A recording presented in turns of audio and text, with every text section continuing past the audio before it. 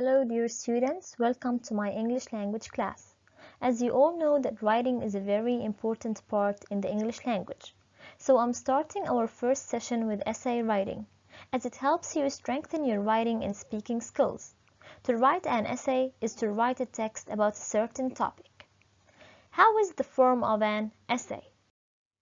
Essay form. The three parts of an essay are introduction, body, and conclusion. And for now, we're going to speak about the introduction only. So what is an introduction? It is a creative opening to catch readers' attention. It holds background information about the topic, and it contains the main idea of the whole text in the last sentence of the introduction. So basically, the introduction is made up of three different parts. Let's have a look about these three parts. Parts of an introduction.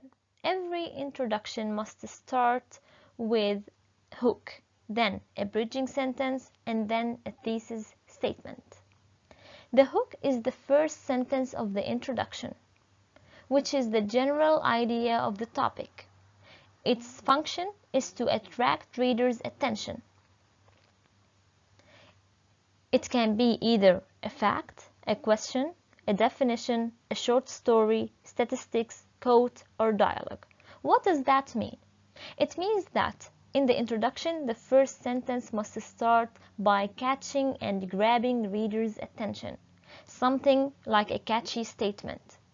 It has to be a general idea, not so specific, and it can be as starting with a fact about the topic you're speaking about, or you can start the introduction with a question, or defining the topic you're speaking about, or with a short story, or using numbers to show some statistical figures, or a quote, for example, starting a topic by saying honesty is the best policy, between quotations of course, or a dialogue, which is a conversation between two characters.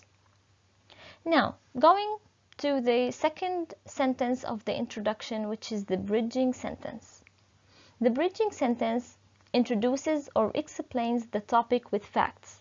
So here it's less general. You're speaking about the topic, you're going to discuss it in the body paragraphs by using keywords. And these keywords like causes, effects, problem, solution, advantages, disadvantages, etc. So why do we call this a bridging sentence? Because you cannot jump from the hook to the thesis statement without passing on that bridge. So it is a link between the first sentence and the last sentence of the introduction. And in the bridging sentence, you need to mention the keyword while explaining the topic you're speaking about. For example, if I asked you to write about the effects of pollution on nature or environment, okay? So the word effects. Okay, so effects, you're going to mention it in the bridging sentence. The word effects, which is the keyword that you are asked about in the question, you need to mention it in the bridging sentence. Now, going to the thesis statement, which is the most important part in the introduction. The thesis statement is the main idea of the text. It is the most specific part, because in this sentence you're going to mention the idea, the whole topic that you're going to discuss and explain in the body paragraphs using 2 or 3 controlling ideas, which means that you have to mention the main idea specifically and then write 2 or 3 controlling ideas that you're going to explain in body 1, body 2, body 3. Okay, so if you're writing 2 body paragraphs, you write 2 controlling ideas in the thesis, and if you're writing 3 body paragraphs, you write 3 controlling ideas in the thesis, each controlling idea for a body paragraph. So you shouldn't write an introduction without using the 3 main parts of it: hook, bridging sentence, and thesis statement: general, less general, and specific. Now, regarding the thesis statement, which is the last sentence of the introduction, it shouldn't be as follows. You shouldn't write a thesis statement as a question.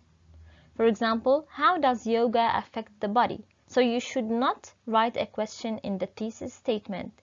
which is wrong. And you cannot also write a thesis statement as a known fact. For example, recycling is good for the environment.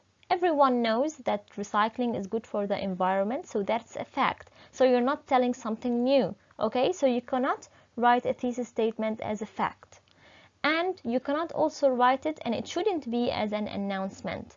Announcement means telling something that you're going to do it. Example, in this essay or text, I will speak about, or I will be speaking about, for example, pollution or the effects of pollution on the environment. So you can't do that. You cannot start the thesis statement with an announcement. You have to write the main idea, which is the topic, and then the controlling ideas you're going to speak about in the body paragraphs. So now let's have a look at the introduction sample. So this is an introduction that has three main parts: the hook, the bridging sentence, and the thesis statement. The writer here started with a fact, the hook, which is a fact. The 21st century is already turning out to be the century of the computer. Why it's a fact? Because we all know that in this century we're living in, we are living in a technological and in a developed world based on computers. So it is the hook, which is a fact. Then, the computer revolution that started after the Second World War is now developing exponentially, and computers are beginning to influence and take over every aspect of our lives. They are affecting society in many ways.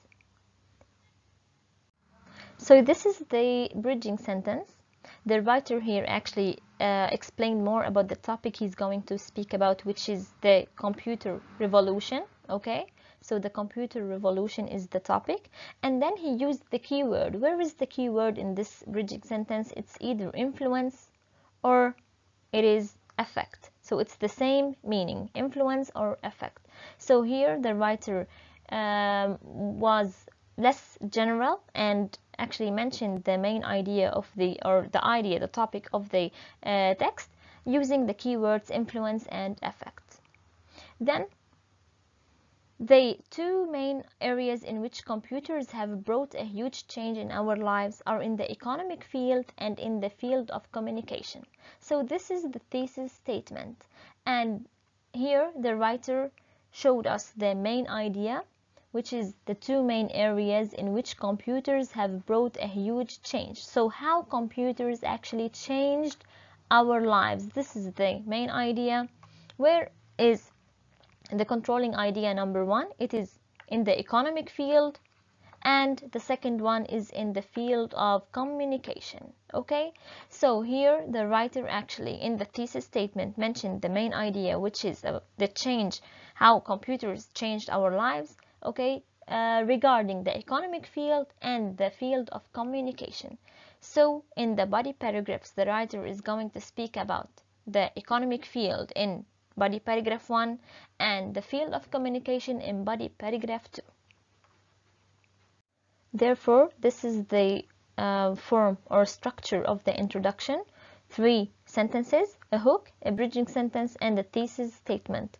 A hook, which is the general idea, the bridging sentence, which is less general, mentioning the topic and using a keyword, and the thesis statement, which is the specific idea, the main idea of the whole text, and using 2 or 3 controlling ideas depending on the body paragraphs you're going to discuss. Thank you.